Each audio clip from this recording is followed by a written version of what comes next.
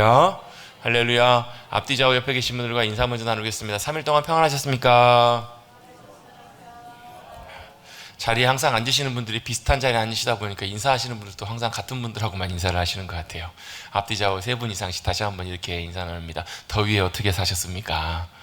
더위 어떻게 사셨습니까? 아주 8월에 극한 더위는 아닌데 생각보다 7월 초 더위 치고 좀 많이 후덥지근하고 덥지 않으세요? 더우시죠? 네, 많이 덥습니다. 어디가 제일 시원해요? 에어컨이 제일 시원합니다. 에어컨이 제일 시원한 곳 우리 교회 예배실 에어컨 빵빵하게 틀어놓을 테니까 늘 예배 자리에 기쁨으로 나오셔서 주님 찾으시고 주님이 주시는 평안함과 기쁨과 시원케 하시는 성령님 역사하심을 누리시는 사랑하는 성도님들 되시기를 주님의 이름으로 축복합니다. 몸은 시원해도 마음이 시원하지 않으면 몸과 마음이 평안하지 못합니다. 몸은 때때로 많이 힘들어도요, 주님께서 성령님을 통하여 우리 가운데 마치 성령의 바람을 불게 하시면 시원한 바람이 불어와서 우리의 몸을 시원하게 해주는 것처럼, 여러분 시원한 바람을 만나면 어떠세요? 시원한 바람을 만나면 마음도 굉장히 쾌활해지고 시원해지잖아요. 저는 아직도 인상적으로 이렇게 기억에 남는 장면들이 몇 장면 있는데 그 장면 중에 하나가 뭐냐면, 제가 이제 머릿돌 교회 오기 전에 서울에서 그 교회가 이제 제가 부임하고 이제 그 이듬해, 그러니까 한 4개월, 5개월 후에 이제 건축이 맞춰졌거든요. 건축이 맞춰지기 직전에 몇 가지 행사들 있잖아요. 기공식도 하고 하잖아요. 근데 마지막에 또 중요한 행사 중에 하나가 뭐냐면, 왜 했는지 잘 모르겠어요. 상냥식이라는 걸 했어요, 교회에서. 여러분 옛날에 집 지을 때 여러분 상냥식들을 하잖아요. 건물이 가장 중요한 대들보를 이렇게 딱 하는, 사실 8층짜리 건물에 그게 그 상냥식이 의미가 있을까 싶은 생각이 들었는데, 이제 건축을 거의 마무리해갈 쯤에 마무리해가면서 인도에 신 하나님께 감사하고, 이제 안에 이제 내장 그 인테리어와 이런 것들을 이제 마지막 앞두고 마지막 이제 그 감사 예배를 드릴 때였어요. 근데 그때가 아무튼 여름 되게 더울 때였어요. 한 8월 경으로 제가 기억하는데요. 엄청 더운데 여러분, 건물 짓는 건물에 여러분 냉방기가 있나요? 없잖아요. 없어요. 근데 또 그때는 또 교육자들은 다 이제 양복 입고 또 검은색 양복 입고 막 이래야 됐거든요. 예배를 드리는데 얼마나 더운지 그 안에가 땀이 막 뻘뻘 흘리면서 이제 예배를 드리고 있는데, 제가 이제 안내하고 이렇게 하느라고 맨 뒤쪽 근처에 있었거든요. 근데 거기 창문도 없는 이제 창문 트리는 이 공간으로 갑자기 밖에서 시원한 바람이 싹 불어오는 거예요. 땀을 뻘뻘 흘리고 있는데 그때 불어오는 바람이 얼마나 시원하든지, 얼마나 시원하고 상쾌하든지 그때 살 것 같더라고요. 시원한 바람을 맞을 때 몸도 개운해지고요, 기분도 상쾌해지는 것을 경험하게 되었어요. 여러분, 바람 그냥 불어오는 것도 여러분 시원한 바람이 불면 좋지만, 어디에 우리 영혼에 주님의 바람이 불고 성령님의 바람이 불면 여러분 우리 영혼과 마음 가운데 주님이 주시는 큰 기쁨과 자유함을 우리가 누릴 수 있게 될 줄로 믿습니다. 지친 우리의 심령도 새로워지고 힘을 얻게 되고요, 그게 주님이 주신 큰 은혜예요. 여러분, 그런 은혜를 누리시는 저와 여러분 되시기를 간절히 바랍니다. 어디에요? 주님 찾고 나아갈 때, 우리가 예배함 가운데 또 기도하면서 주님의 은혜를 구하면서 믿음으로 나갈 때 주님이 우리 가운데 역사하시면, 함께 하시고 만나주시면 그런 은혜를 경험할 수 있다는 거예요. 우리 지난주에 우리 아브라함에 대한 말씀 함께 나누면서, 아브라함에게 누가 찾아오세요? 주님이 찾아오세요. 창세기 15장에 보면 첫 시작부터 여호와께서 아브라함을 찾아오세요. 그리고 뭐라고 말씀하시죠? 두려워 말라, 아브라함아 두려워 말라, 두려워 말라, 내가 너의 방패이고 지극히 큰 상급이니라 라고 말씀하세요. 왜 두려워하지 말라라고 말씀하셨을까요? 아브라함이 그때 걱정하고 있는 것들이 여러 가지가 있었어요. 왜요? 그 앞에 장면을 보면 아브라함이 포로로 끌려갔던 롯을 구하기 위해서 자신의 집에서 길리운, 또 길리우고 훈련시킨 318명의 자신의 하인들, 자신들의 식솔들을 데리고 나가서 그 적들을 쳐서 없애고 제거하고 그들로부터 모든 걸 다시 다 되찾아오잖아요. 자, 그러면 여러분 생각하실 때 어때요? 여러분이 쫓아가서 이겨서 그들을 패배하게 해가지고 잡아갔던 모든 것들을 다 되돌아오게 했던, 여러분 그들 입장에서 보면 아브라함이 뭐가 되는 거예요? 적이 되는 거잖아요. 아브라함이 적이 돼요. 그래서 뭐래요? 아브라함 입장에서는 혹시라도 저들이 다시 보복하지 않을까, 저들이 쳐들어오고 우리를 다시 침략하면 어떻게 하지? 또 그 주변에 있는 연합군들과 함께 와가지고 사면초가처럼 자신들을 공격하면 어떻게 하지? 그런 염려와 걱정들이 있었을까요? 없었을까요? 충분히 있었겠죠. 그 당시 상황을 놓고 보면. 왜? 아브라함은 싸워서 이기긴 이겼지만 그 주변에 있는 모든 사람들 가운데 사실은 그렇게 동맹국들이 많지는 않았을 거예요. 왜? 이방인이니까.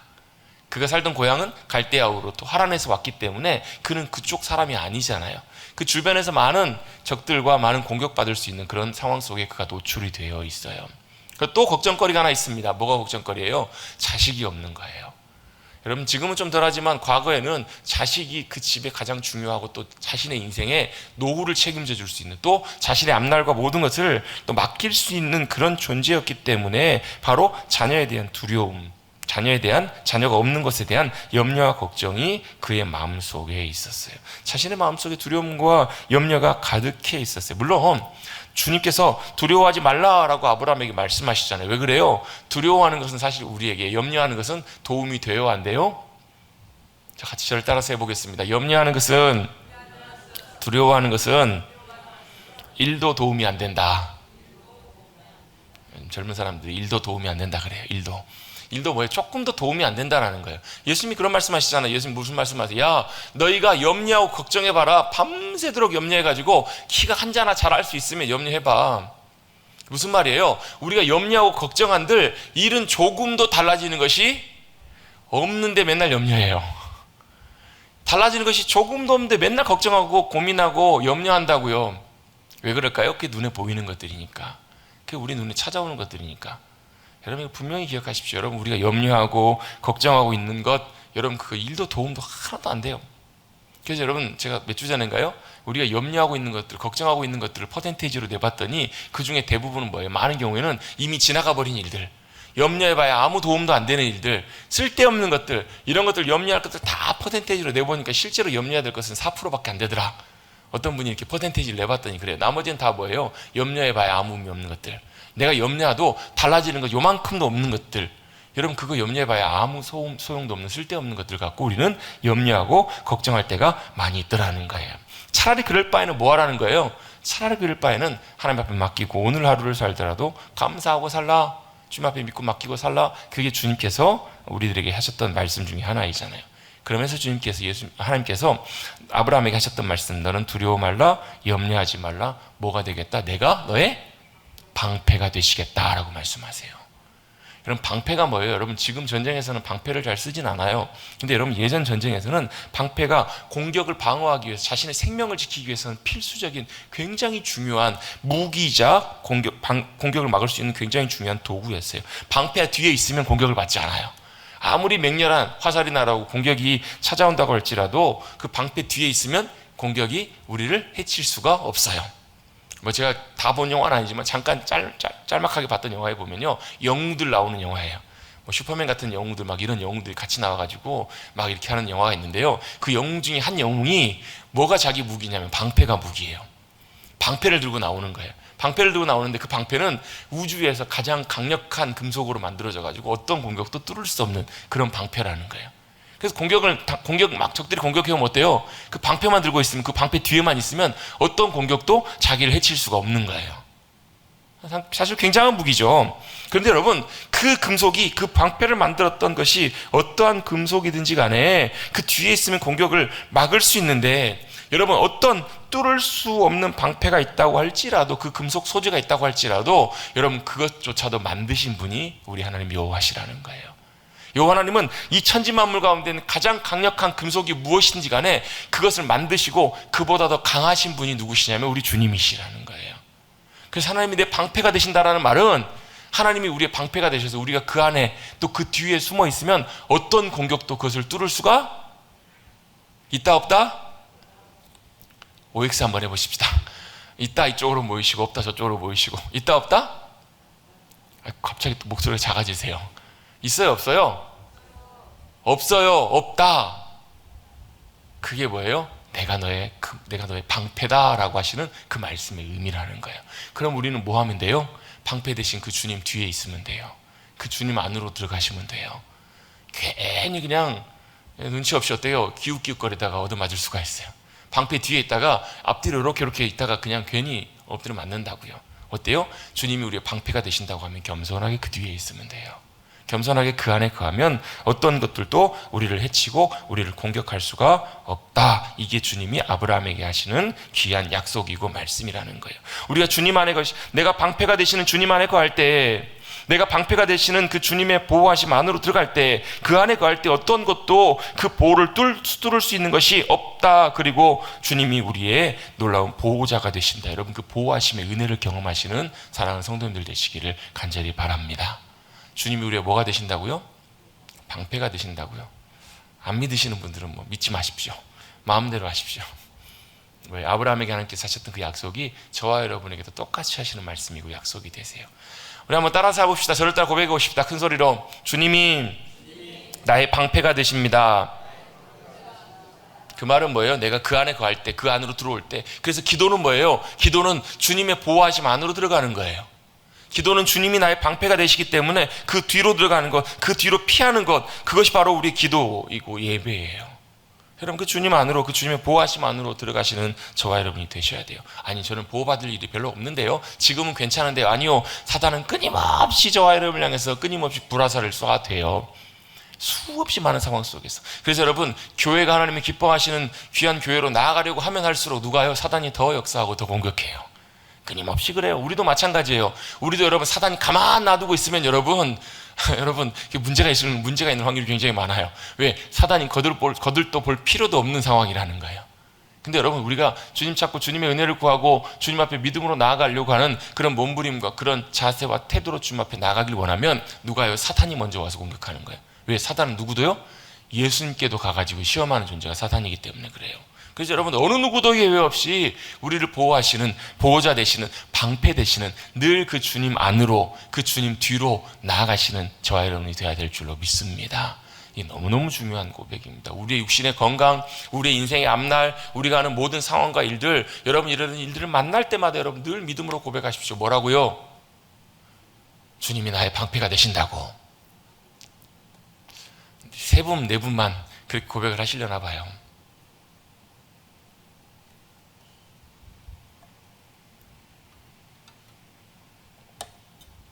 여러분, 그게 믿음입니다. 그게 여러분 우리가 해야 될 기도이고요, 그게 우리가 주님을 찾고 구하는 거예요. 깨어 일어나십시다. 우리 어머니 깨어서 정말로 주님이 내 방패가 되신다는 것을 실제로 고백하고 경험할 수 있으셔야 돼요. 내가 만나는 많은 일들, 내가 만나는 많은 상황들, 이런 일들 저런 일들, 많은 상황들을 만날 때 우리는요, 뭐만 보냐면 그 일들만 봐요. 어려운 일들만 보고, 걱정할 상황들만 보고, 이런 일 또 생겼네, 이런 상황들 또 생겼네. 근데 뭘 기억하지 못하냐면, 그렇구나, 이 상황에서도 주님이 내 방패가 되시는구나, 이거 맨날 잊어버린다고요. 여러분, 오늘 이 자리에서 여러분 100번 주님이 우리의 방패십니다, 하나님이 내 방패가 되십니다, 100번 고백하고 나갔으면 좋겠어요, 차라리.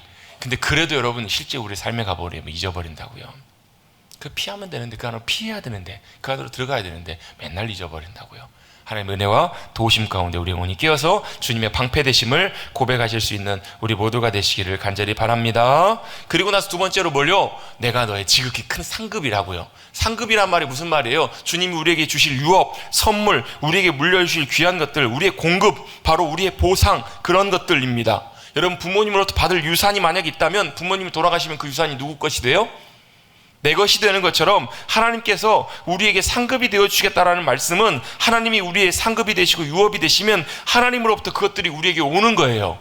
하나님의 때에 하나님께서 우리의 것들을 채우시고 공급하신다라는 거예요. 하나님의 선물로, 하나님의 역사하심으로 하나님의 것이 우리의 것이 되게 하시겠다라는 거예요. 그래서 하나님이 뭐예요? 저와 여러분의 공급자가 되어주시는 거예요.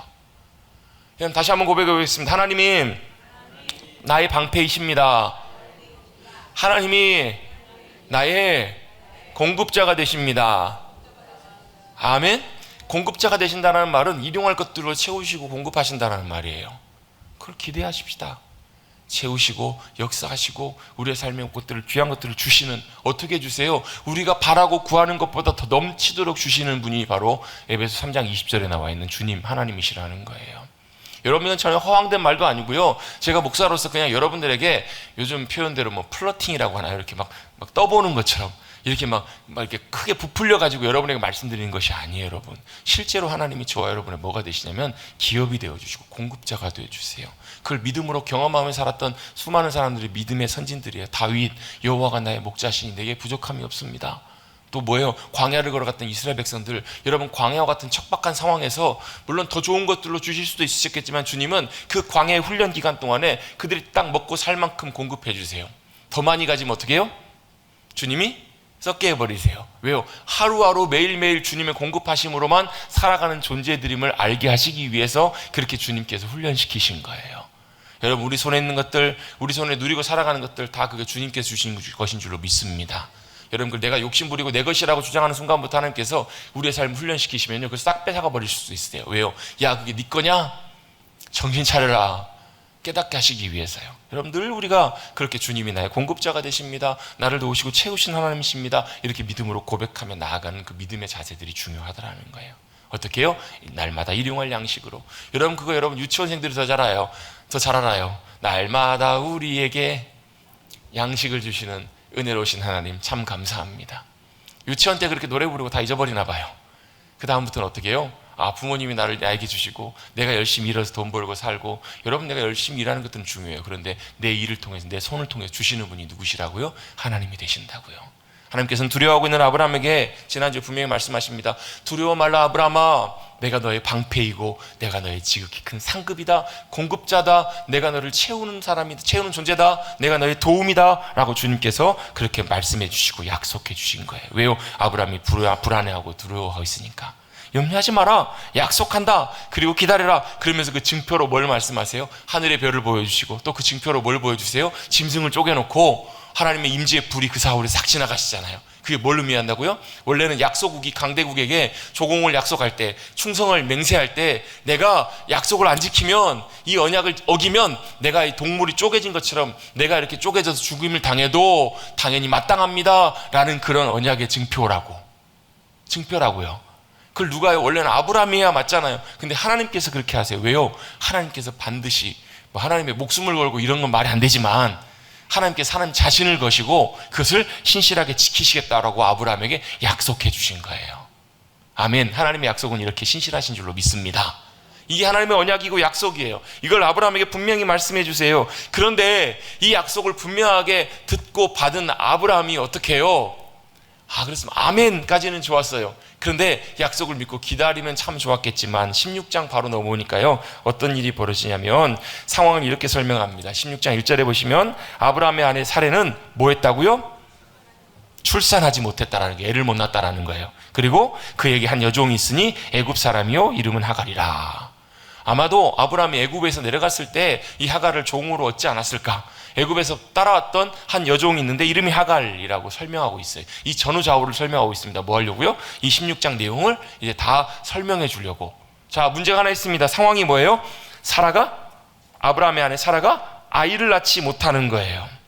자, 이 앞뒤 문맥의 내용을 보시면 앞에 15장 내용이 뭐라고요? 두려워하지 마라 아브라함아, 하나님께서 그 약속을 주시고 지키시겠다라고 분명히 아브라함에게 약속하신 장면. 아브라함도 아멘하고 믿었어요. 그 믿음을 하나님께서 뭘로 여기셨다고요? 의로 여기셨다고요.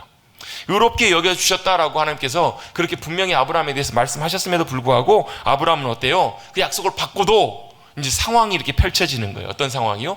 사라가 아이를 낳지 못했다. 그리고 여종이 있었다. 그렇게 얘기를 해요. 사라가 무슨 얘기를 아브라함에게 하는가? 자, 2절 말씀 한번 같이 한번 읽어보겠습니다. 16장 2절 한번 같이 한번 읽어봅니다. 시작.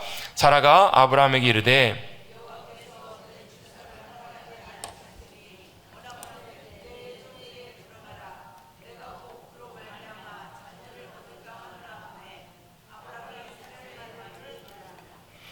아멘. 자, 상황이 이렇습니다. 아내가 아이를 못 낳아요. 사라가 아이를 못 낳습니다. 근데 사라의 나이가 갈수록 어때요? 이제 많아져요. 그러니까 이제 이렇게 얘기하는 거예요.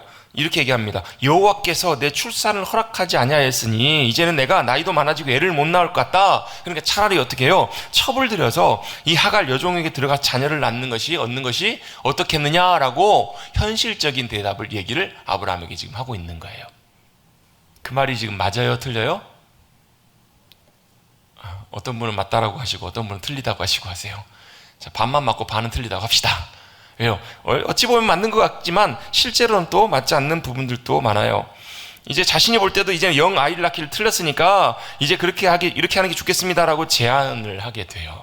그리고 아브라함은 그 아내의 말을 듣습니다. 그렇죠? 여러분, 우리는 그 앞에 장에서 우리 창세기 12장에서 아브라함이 믿음으로 순종해서 가나안 땅까지 이제 오게 됐는데 가나안에서 뭘 만나요? 기근을 만나요.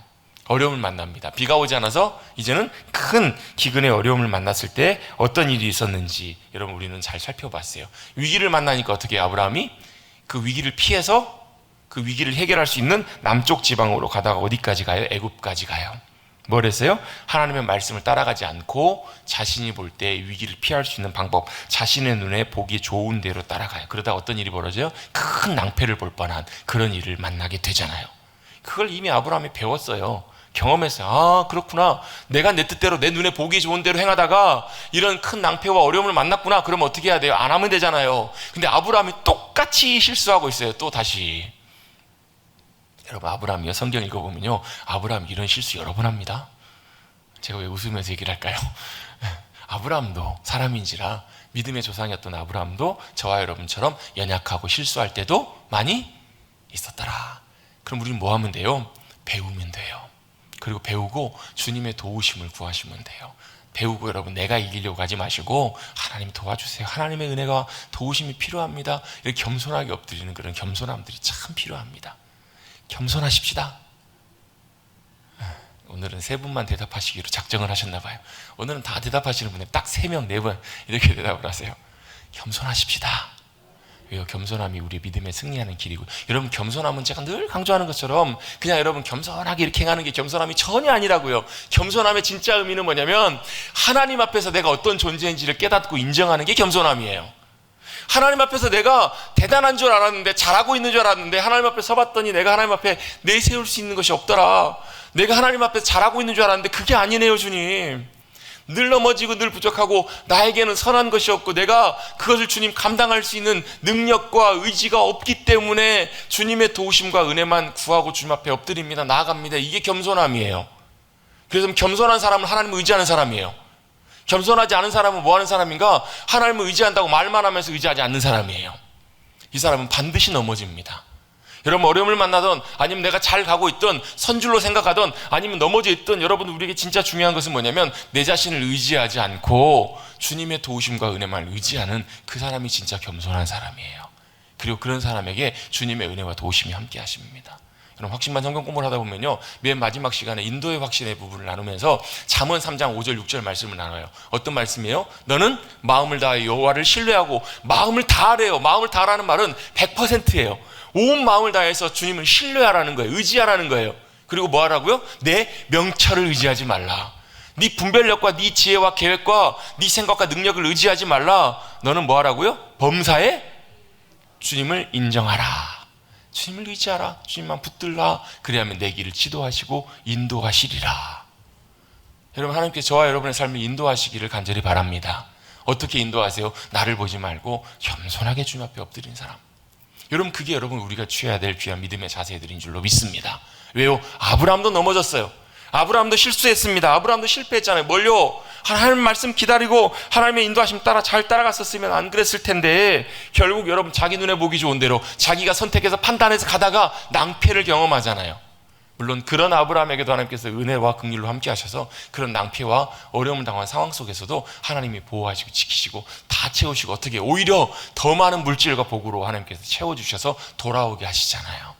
그러면 잘하면 좋은데 다시 또 이번에도 어때요? 사라가 자기가 볼 때 이러이러하니까 아브라함에게 이렇게 얘기해서 이렇게 얘기하자는 거예요. 그리고 그 말을 아브라함도 똑같이 들어요. 2절이잖아요. 그로 말미암아 자녀를 얻자, 이렇게 이런 방법으로 하는 것이 현실적으로 좋다. 왜요? 맞아 보이니까. 그래서 아브라함도 사라의 말을 들었다라고 성경은 표현하고 있어요. 누구의 말을 들었다고요? 아내의 말을 들은 거예요. 여러분, 아내의 말을 잘 들어야 돼요? 안 들어야 돼요? 들어야죠. 여러분, 들으셔야 돼요. 아내의 말도 들어야 되고 남편 말도 들어야 되고 사람의 말도 들어야 돼요. 그런데 여러분, 이 말은 듣기는 들어야 되는데요, 중요한 건 사람의 말도 들어야 되는데, 사람의 말을 듣더라도 여러분, 우리는 반드시 분명히 하나님의 말씀하시는 하나님의 음성을 분명히 들으셔야 돼요. 여러분, 아내의 말도 들어야 되고 사람의 말도 들어야 돼요. 그런데 그 말을 듣고요, 그 말대로 따라가는 것이 아니라 어떻게 해요? 그 상황에서 다 들어도 이 사람 저 사람 조언해 주는 말도 들으세요. 여러분, 들어야 될 여러 가지 말도 다 들으세요. 근데 결정은 어떻게 하시는 거라고요? 하나님의 말씀 듣고 결정하셔야 된다고요. 이걸 놓쳐버리면 우리는 아브라함처럼 똑같이 이렇게 실수하는 자리 가운데 나아갈 수가 있는 거예요. 우리는 분명히 말씀하신 하나님의 말씀을, 그 음성을 들어야 합니다. 잘 모르시겠다고요? 간절히 사모하세요. 간절히 찾고 구하세요. 저는요, 참 안타까운 것 중에 하나가 뭐냐면 기대조차도 안 하세요. 기대도 않고, 아유, 나 같은 사람에게 뭘 말씀하시나? 하나님 말씀해 주세요. 기도하고 그냥 땡이에요. 사모함과 간절함으로 나아가는 그런 귀한 믿음의 자세들이 참 중요해요. 근데 기대조차도 하지 않고 들으려는 자세와 바람과 마음도 없다. 마음조차도 먹지 않는다면 하나님이 말씀하셔도 우리 절대 들을 수가 없어요. 구하라 찾으라 두드리라. 뭘 구하고 찾고 두드리라고요? 간절히 사모하고 구해야 되는 것, 많은 것들이 있지만 여러분 주님의 음성 듣기를 사모하시기를 주님 여러분 축복합니다. 성경을 통해서, 기도를 통해서 우리에게 감동하시고 말씀하시는 어떤 방법으로 말씀하시던 그 말씀을 우리가 잘 듣고 따라가는 것, 그게 우리의 생명이고 우리의 나아가야 될 중요한 일들이기 때문에 그래요. 여러분, 기도는 뭐예요? 기도가 뭐죠? 뭐 대답 안 하시고 작성하셨으니까 저를 따라서 하십시다. 기도는 하나님과의 영적인 대화입니다. 대화는 뭐예요? 혼자 말하는 것이 아니라 독백하는 것이 아니라 서로 말하는 거예요. 말하고 듣는 거예요. 여러분, 하나님께서 우리가 기도하고 간구하면 주님이 들으신 거 믿으세요? 그게 기도 응답의 확신이에요. 주님 반드시 들으세요. 여러분, 기도 응답이 우리가 구하는 것을 주님이 그대로 다 이루셨다, 이게 응답이 아니고요, 주님이 들으신 것, 이게 응답이에요. 주님이 들으셨으면 어떻게 해요? 주님이 알고 계시니까 가장 좋을 대로, 여러분, 아이들이 어떤 아이들은요 와가지고 아버지 나 이거 필요해요, 이거 있어야 되거든요, 이 며칠까지 이거 있어야 돼요, 알았어, 이렇게 듣고 기다리는 아이들이 있어요. 어떤 아이들은 어때요? 아빠 이거 필요해요, 알았어, 아빠 이렇게 좀 줄게, 가 있어요. 또 좀 있다가 와가지고 또 불러요. 아빠 이거 좀 이거 해주세요, 이거 언제 주실래요? 알았다니까, 아빠가 해준다니까. 또 와요. 또 와가지고 이렇게 하면 3번 4번 오면 어떻게 해요? 발로 뻥 차버려요. 왜 그래요? 알았다니까, 들었잖아요. 듣고 알잖아. 이게 뭐라고? 이게 응답이라고요. 왜요? 좋은 아버지는 가장 좋을 때 가장 좋은 것들로 가장 신실하게 채우고 역사해 주시고 함께 해 주시는 분이 가장 좋으신 아버지시기 때문에 그래요. 그걸 믿고 신뢰하는 것이 바로 우리가 기도를 믿음으로 기도하며 나아가는 거예요. 여러분, 이 부분을 또 좀 길게 설명하다 보면 또 굉장히 또 많이 이게 설명하는 부분들이 있기 때문에, 여러분, 기도는 주님 앞에 나가서 우리가 구하는 거예요. 구하면 어떠신다고? 주님이 들으신다고요. 주님이 들으시면 뭐예요? 우리에게 다시 말씀하실 때 우리는 듣기를 기다리셔야 된다고요. 기도가 대화라면서 여러분. 대화인데 여러분 제가 누군가하고 만났는데요. 누구하고 만나셨는데 그분이 오시자마자 안녕하세요 인사하고 나서 본인 할 말 다 하고, 아 그렇군요, 제가 얘기하려고 하는데 가버리세요. 이게 대화가 대화인데요? 안 되는 거예요. 여러분, 이런 분들하고 대화하고 싶으세요? 안 하고 싶으세요? 또 왔어요. 그럼 뭐 어떻게 해요? 또 지 말만 하고 가겠구만. 이러지 않겠냐는 거예요. 여러분, 하나님이 그렇게 서운해하시면 안 되잖아요. 하나님이 우리가 주님 앞에 기도함으로 나가서 하나님 아버지 기도하고 구하셨다면, 여러분의 말들을 구하셨다면 하나님께서 말씀하실 때 기다리시고 구하시고, 여러분 그 자리에서 여러분 사모함으로 여러분 그 자리에 기다리시면 주님께서 말씀하실 줄로 믿습니다. 주님 말씀하시면 기다리는 것, 그게 기도예요. 기도. 여러분, 하나님께서 우리에게 말씀하시는 것들을 사모하고 구하는 것들이 참 중요해요. 그걸 들어야, 그 말씀하심을 들어야 어떻게 해요? 그 상황 속에서 아 그렇구나, 주님은 말씀하셨지, 주님이 약속하셨지, 그걸 잊지 않는다고요. 근데 여러분, 오늘 본문에 보면 어디에도 아브라함이 하나님 앞에 그 문제를 가지고 나갔다, 하나님 말씀하심 앞에 나갔다, 그런 고백이 하나도 나오지가 않아요. 그러니까 어떻게 돼요? 그 앞에 주님이 그렇게 강하게 말씀하시고 그를 찾아오셔서 말씀하시고 약속하신 내용 홀라당 다 잊어버리잖아요. 여러분, 몇 년 지난 거예요? 지금 아브라함이 사라와 함께 그 땅으로 들어온 지 10년이 넘은 거예요. 여러분, 10년 기다렸으면 많이 기다린 건가요? 10년 기다렸으면 많이 기다린 거예요? 안 기다린 거예요? 여러분, 기도했는데 하나님께서 들어줄게, 이렇게 역사할 거야, 이렇게 내가 너에게 해줄 거야 라고 말씀하셨는데 10년 기다렸어요. 10년이면 강산이 변해요. 여러분, 10년 전부터 기도하고 계셨는데, 믿음으로 기도하고 계셨는데 아직 그 일들이 안 이루어졌다, 걱정하지 마십시오. 아직 하나님의 때가 아니어서 그럴 수도 있습니다. 아니면 다른 방법으로 주님께서 역사하시기 위해서 그렇게 다른 일들을 준비하고 계실 때도 있습니다. 물론 여러분, 그런 것들도 있습니다. 우리의 믿음의 태도와 자세가 준비되지 않아서 그럴 수도 있긴 있어요. 그런데 여러분, 하나님의 때는 10년, 20년, 30년 그때가 지날지라도 반드시 주님께서는 주님의 때에 주님의 일을 이루시는 하나님이신 줄로 믿습니다. 그게 뭐예요? 주님의 신실하신 약속의 하나님이시라는 증거가 되는 거예요. 여러분, 그 1만 번 응답받았던 조지 밀러 목사님, 기도할 때마다 주님께서 1만 번이나 기도와 간구하는 가운데 주님이 채워주셨던 놀라운 간증과 경험을 하셨던 그 목사님, 근데 그분이 영혼 구원을 위해서 기도하셨던 분들이 있어요. 자기 가까운 분들 4분인가 5분을 위해서 평생 죽을 때까지 기도하셨대요. 근데 조지 뮬러 목사님 돌아가실 때까지 그분들이 예수님을 안 믿는 거예요.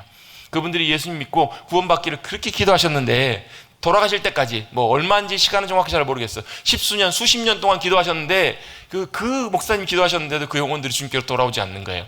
예수님 믿지 않는 거예요. 근데 어떻게 해요? 그 목사님이 돌아가셨을 때 장례식장에서 2분인가가 예수님 믿게 되고요, 나머지 2분들도 목사님 돌아가신 다음에 예수님을 알고 믿게 되셨다라는 거예요. 여러분, 우리가 믿음으로 기도하고 구할 때 주님께서는 주님의 계획과 뜻 가운데 반드시 역사하시는 주님이신 줄로 믿습니다. 그게 뭐예요? 약속하신 하나님, 언약을 이루시는 하나님이시라는 거예요. 근데 아브라함이 어때요? 잊어버려요. 뭐 때문에 그랬을까요? 사라가 딱 봤더니 어때요? 지금 보니까 이제 더 이상 자녀 못 낳을 것 같고, 그걸 뭐라고 합리화를 시키냐면 여호와께서 자신에게 뭘요?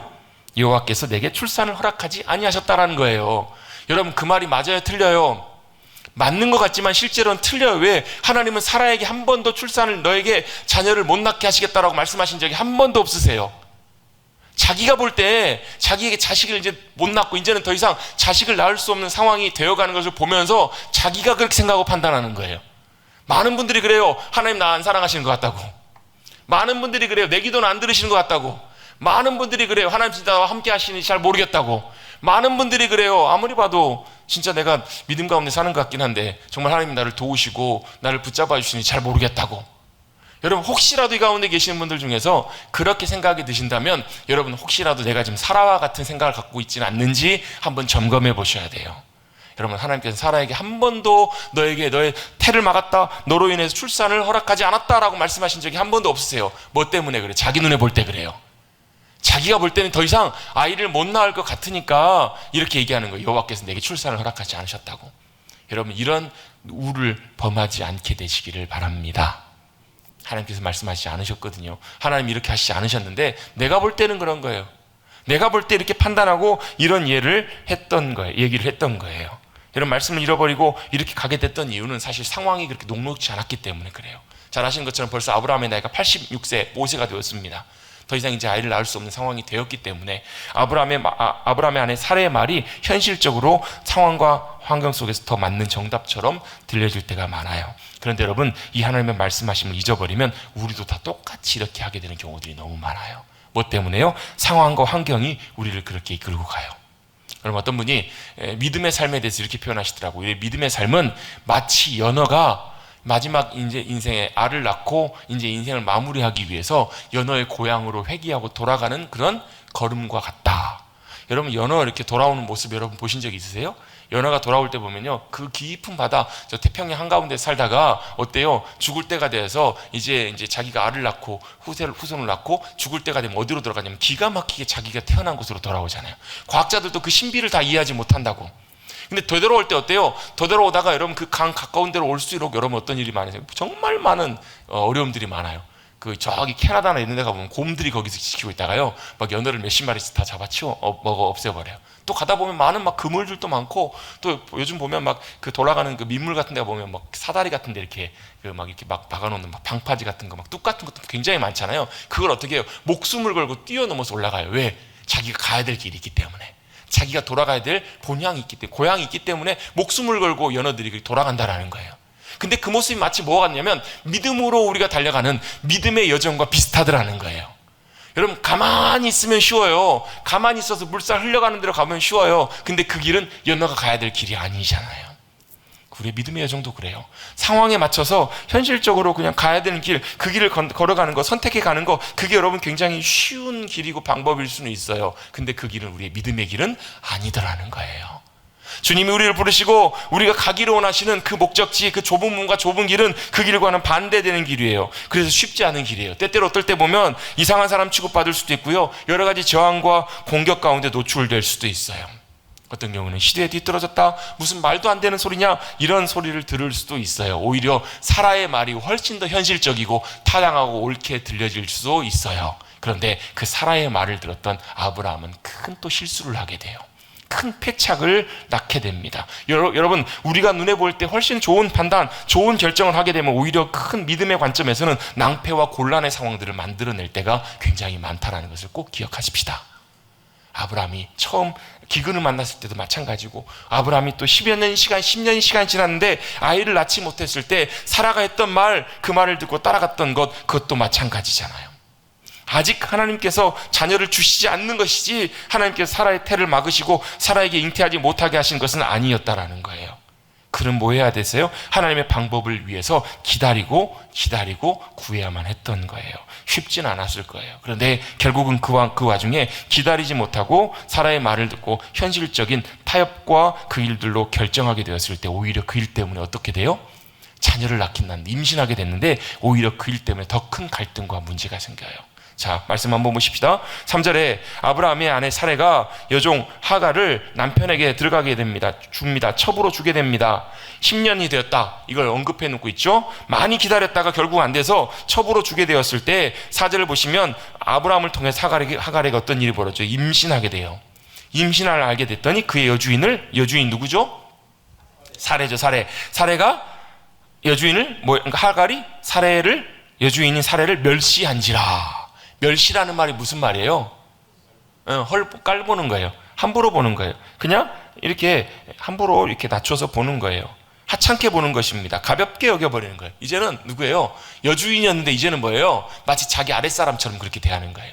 성경의 원어에 보면 또 그런 의미도 있습니다. 저주하다라는 그런 의미가 있어요. 이런 단어가 마치 이렇게 골리앗이 다윗을 바라볼 때 이렇게 멸시하는 것처럼, 저주의 눈빛으로 보는 것처럼 이 눈빛으로 이렇게 보게 된 거예요. 누구를요? 사레가 누구예요? 나중에 사라가 될 사람이잖아요. 열국의 어머니로 하나님께서 세우실 사람이 누구예요? 사레예요. 근데 어때요? 자신의 선택 때문에 자기가 오히려 멸시받고 무시받고 심지어 마치 저주하는 것처럼 그렇게까지 역임을 받게 되는 거예요. 여러분, 이런 갈등과 문제들이 오히려 생기게 됐던 이유는 바로 뭐였냐면 사라가 자기 눈에 보기에 좋은 대로, 자기 눈에 볼 때 가장 최선의 결정이라고 이렇게 판단했던 그 일 때문에 이런 일들이 일어나게 되었던 거예요. 또 사라와 아브라함 사이에도 갈등이 생깁니다. 5절입니다. 사라가 아브라함에게 이르되 내가 받는 모욕은 당신이 받아야 옳도다, 이렇게 얘기를 해요. 누구 책임이라는 거예요? 남편 책임이라는 거예요. 누구 말이 맞아요? 여러분, 일들이 생기고 갈등이 생기면 서로 자기 책임이 아니라고 해요. 서로 자기 책임을 서로 떠넘깁니다. 여러분, 여기서 우리가 하나 좀 중요하게 살펴봐야 되는 일들이 있어요. 여러분, 문제가 생길 때요, 우리는 항상 본성적으로 누구의 책임이라고 생각하냐면 남의 책임이라고 생각해요. 갈등이 생기고 다툼이 생기면 여러분, 누구 책임이다, 남의 책임이다, 이렇게 갈등이 생기게 되고 그렇게 서로 자기 자신을 합리화하기 위해서 그렇게 한다라는 거예요. 심지어는 사라가 뭐라고 얘기하냐면 나의 여종을 당신의 품에 두었거늘 그가 자신의 임신함을 알고 나를 멸시하니 당신과 나 사이에 여호와께서 판단하시기를 원하노라, 이렇게 얘기를 해요. 그 말은 무슨 얘기예요? 하나님이 당신과 나 사이에 누가 옳은지 판단해 달라는 거예요. 여러분, 그런데요, 미안한 얘기지만 이런 의미와 판단은 아무런 의미가 없습니다. 누가 더 잘못한 거예요? 원인 제공은 누가 했어요? 사라가 했지만 아브라함도 안 들었었으면 돼요. 아브라함도 그 상황 속에 하나님의 약속을 믿고 기다리고 사라의 말을 듣지 않았었으면 상관이 없어요.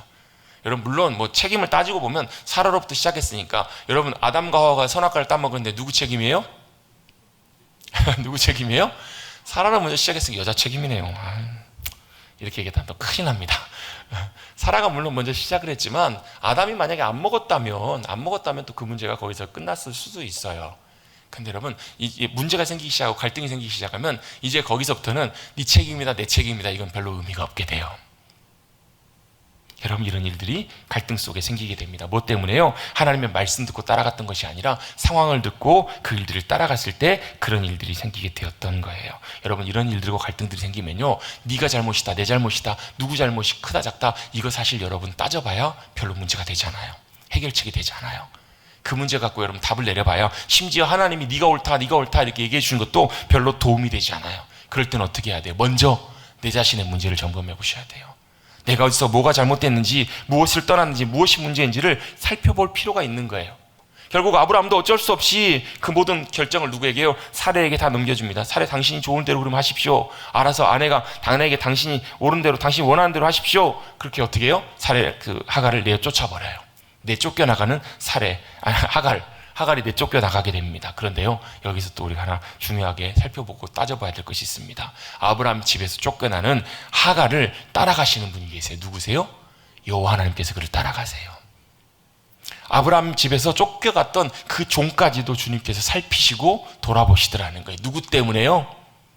실수하고 잘못했던, 어찌 보면 부족했던 그 아브라함 때문에 하갈이 어떻게 돼요? 하나님의 은혜와 도우심을 힘입게 돼요.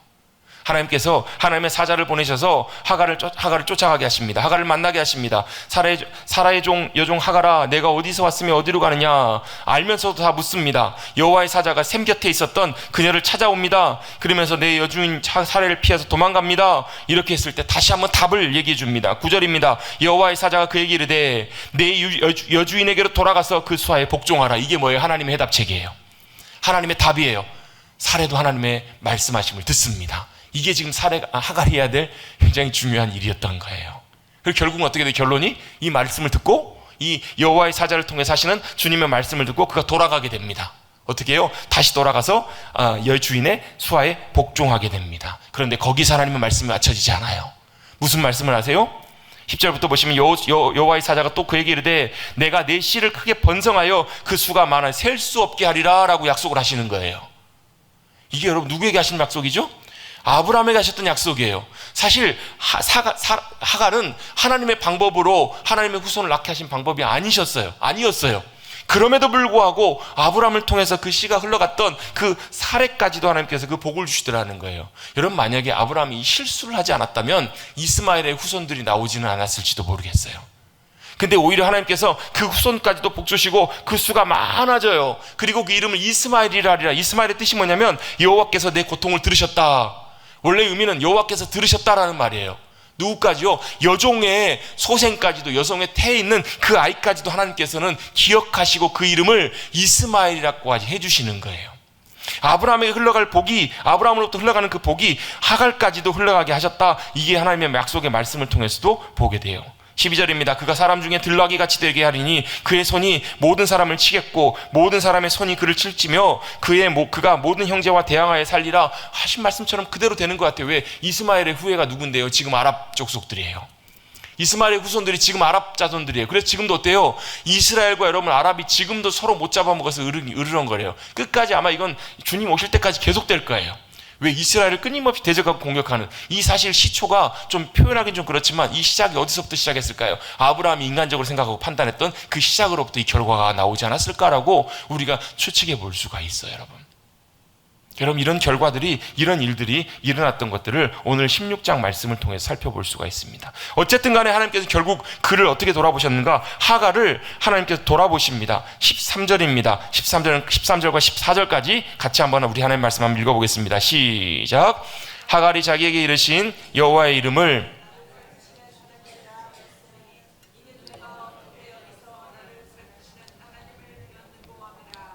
이러므로 그 샘을 브엘라 헤로이라 불렀으며 그것은 가데스와 베렛 사이에 있더라. 아멘. 그 하갈이 이렇게 고백합니다. 뭐라고 고백해요? 나를 살피신 하나님. 옛날에는 나를 감찰하신 하나님이라고 나왔는데요. 감찰하신다고 하면 감시하고 막 이렇게처럼 어감이 좀 그렇거든요. 살피신 하나님이시라는 말은 무슨 말이냐면 보시는 하나님이시라는 거예요.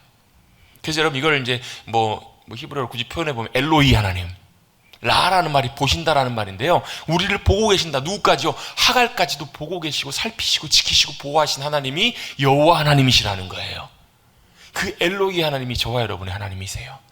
그리고 라라는 말이 여호와 이레라는 말하고도 똑같은 어근을 사용을 해요. 이레라는 말도 여호와께서 뭐 하세요? 보고 계시기 때문에 준비하신다고요. 여러분 그 엘로이 하나님이 저와 여러분의 하나님이신 줄로 믿습니다. 누구까지요? 하갈까지도 살피시고 지키시고 보호하시는 도우신 하나님, 그 하나님을 누가요? 하갈이 만난 거예요. 그리고 그가 있었던 그 샘의 이름을 뭐라고 부르는가? 브엘라 헤로이라고 부릅니다. 로이가 말하고 엘로이 하나님, 보신다고요. 어떤 하나님이세요? 나를 살피시는 살아계신 하나님의 샘물이라고 이렇게 이름이 설명되어 있어요. 브엘라 헤로이라는 말은, 브엘이라는 말이 브엘세바, 언약의 샘물이라는 뜻이거든요. 브엘이라는 말이 이제 이제 샘물이라는 단어에서 파생된다는데요. 그 단어 안에 세 가지 의미가 포함되어 있어요. 샘물이라는 말이 있고요. 또 어떤 의미가 있는 살아계신이라는 말이 있어요. 또 보시는, 살피시고 살아계신 하나님이 나를 살피시는 그래서 내 샘 가운데 만나주신 그 하나님. 살아계신, 좀 표현이 좀 그렇죠? 우리말로 또 표현하려고 하니까 나를 보시는 살아계신 하나님의 샘물, 이런 뜻이에요. 부엘라헤로이란 말이. 그가 거했던 그 샘물이 주님의 말씀을 듣고 주님 만나는 그곳으로 변화되었을 때 나를 살피시고 살아계신 하나님께서 나에게 찾아오셔서 말씀하시는 그 하나님을 하갈도 만나게 된 줄로 믿습니다. 여러분, 우리도 우리를 살피신 하나님, 우리에게 찾아오셔서 말씀하시는 그 주님을 만나게 되시는 저와 여러분 되시기를 주님의 이름으로 축복합니다. 엘로이 하나님이 저와 여러분의 하나님이십니다. 그리고 그 하나님이 여전히 보시고 살피시는 하나님이심을 잊지 않고 나의 방패가 되신 하나님, 나를 지키시고 살피시는 그 하나님 앞에 믿음으로 나가셔서 그 주님을 더 가까이 만나시고 그 주님의 음성 듣고 약속 가운데 주님의 인도하심을 따라가실 수 있는 주님께 사랑하시는 저와 여러분 우리 모두가 되시기를 간절히 주님의 이름으로 축복합니다.